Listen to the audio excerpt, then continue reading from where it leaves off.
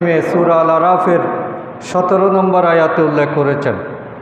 আল্লাহ তাআলা বলছেন, সুম্মা লাআতিয়ান্নাহুম মিন বাইনি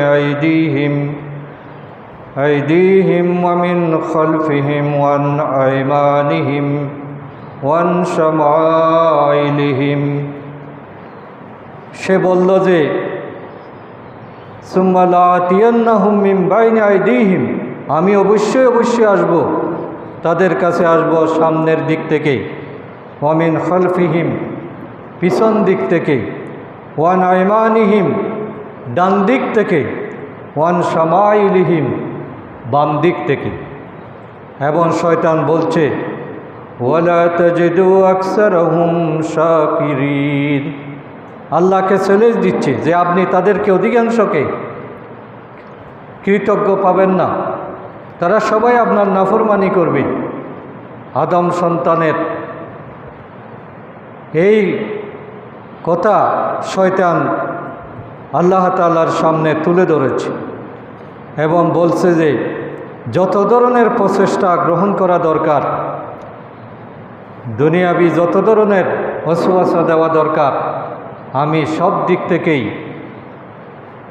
আদম সন্তানের কাছে যাব। সুতরাং সে এই চ্যালেঞ্জের ব্যাপারে অটল,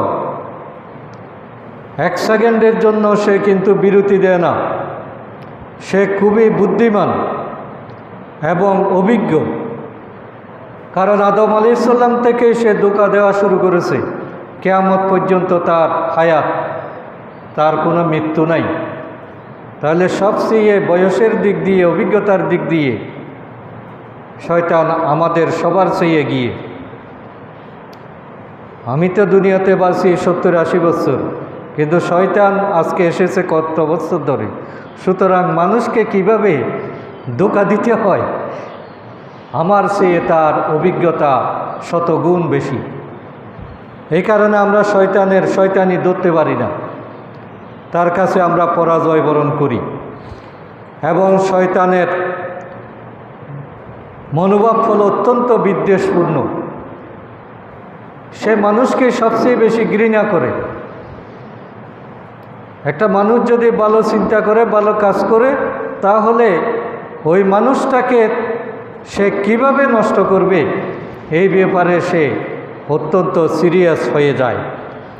এবং শয়তানকে আমরা দুনিয়াতে বেঁচে থাকতে আমরা তাকে হত্যাও করতে পারবো না, তাকে আমরা কোনো আঘাতও করতে পারবো না। আর তাকে বুঝিয়ে